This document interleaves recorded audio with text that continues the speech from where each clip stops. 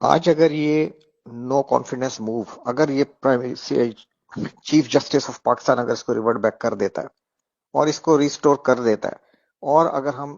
No confidence move میں ہم چلے جاتے ہیں اور ڈیفینیٹلی گورنمنٹ ہار جائے گی، تو اس کا مطلب ہے کہ ہم نے فورن انٹرونشن کو سپورٹ کیا،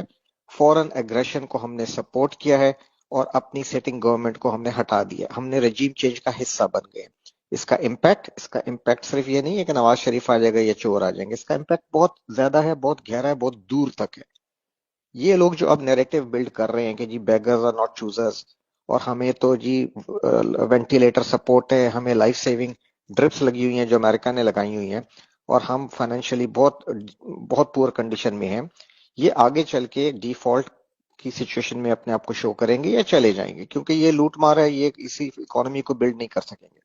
یہ چائنا اور رشیا کی ریجنل سپورٹ کھو دیں گے، اور پھر یہ اکنامک انسٹیبلٹی اور ڈیفالٹ میں چلے جائیں گے۔ پھر یہ کہیں گے کہ جی اب ہمیں World Bank, I M F اور انٹرنیشنل کمیونٹی سے ہمیں آفر ہے کہ ہم اگر نیوکلیئر ایسٹس اپنے تلف کر دیں پیسفلی، تو ہمیں جو ہے انٹرنیشنل سیکورٹی گارنٹیز دی جائیں گی، اور ہمیں جو ہے کیا کہتے ہیں، ہمارے سارے لونز معاف کر دیے جائیں گے، اور پھر ہمیں اس کے بدلے میں کافی فائنینشیل ایڈ کی آفرز ملیں گی، اور پھر یہ دوبارہ بولیں گے کہ جی بیگرز آر ناٹ چوزرز، ہم کسی سے لڑنے نہیں آئے، ہم انڈیا سے اچھے تعلقات چاہتے ہیں، ہم نیبر میں، ریجن میں فرینڈلی کنٹری کی طرح رہنا چاہتے ہیں، ہم عوام کو پڑھانا چاہتے ہیں، ہم عوام کو صحت دینا چاہتے ہیں، آل کریپ جو یہ بولتے رہے اور یہ لوٹتے رہے، یہ وہی دوبارہ آپ کو بیچیں گے راگ باشن۔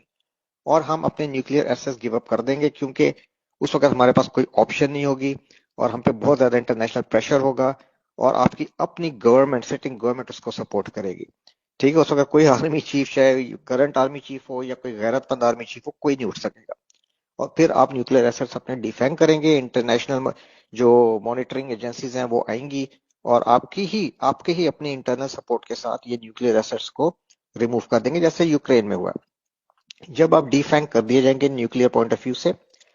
اور اس وقت آپ کی آرمی جو ہے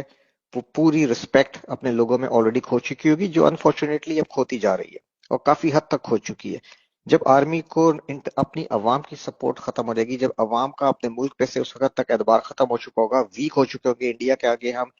ذلیل ہو چکے ہوں گے، اور ہم میں ہمت نہیں ہوگی کہ ہم انڈیا کی طرف سر اٹھا کے بھی دیکھ سکیں یا عزت سے بات کر سکیں، اس اسٹیٹ آف مائنڈ میں، اس ڈیفیٹڈ اسٹیٹ آف مائنڈ جب قوم پہ کریٹ کر دیا جائے گا، پھر آپ کا کیا خیال ہے کہ بلوچستان اور گوادر کو کنٹینیو کرنے دیا جائے گا؟ اس وقت پھر بلوچستان پہ یہ جتنی وار ہے یہ تیز کر دی جائے گی،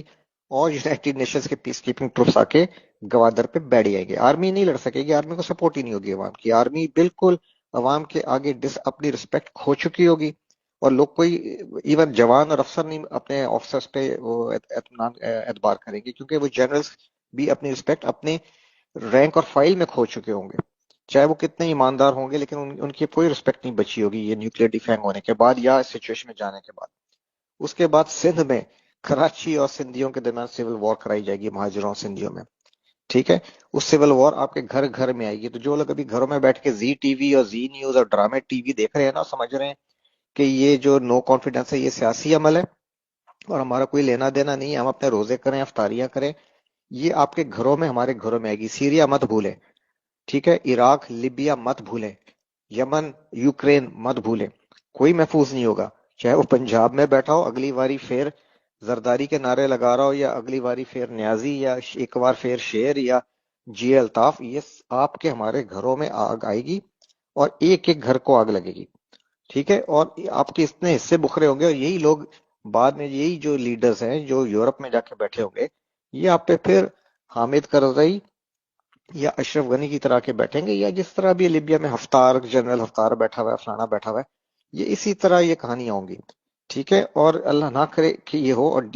دس is what they want the western powers, اس ریجن کو ڈس انٹیگریٹ کرنا چاہ رہے ہیں پاکستان کو، تاکہ یہاں بیٹھ کے یہ چائنا کو روک سکیں، رشیا کو انسرکلمنٹ کر سکیں، اور انڈین ہیجیمنی یہاں پہ قائم ہوگی۔ ٹھیک ہے، تو خدا کے لیے اس چیز کو سمجھیں، یہ کوئی پولیٹیکل پروسیس نہیں ہے۔ میں حیران ہوں اپنے ٹی وی اینکرز پہ، اپنے نیوز میڈیا پہ، جو اس چیز کو، اپنے اور دانشوروں پہ جو اس چیز کو as a political situation deal کر رہے ہیں۔ یہ پولیٹیکل سچویشن نہیں ہے، یہ آپ پہ ہائبرڈ وار کی ایک ایکسٹریم سٹیپ ہے، انفارچونیٹلی، نوئنگلی یا ان نوئنگلی۔ ہمارے chief of army staff and top brass what ever the reason میں بھی یہ اس وقت کمپرومائزڈ ہے. ٹھیک ہے، اور یہ اگر ابھی کوئی کچھ کر سکتا ہے تو عوام کھڑی ہو باہر،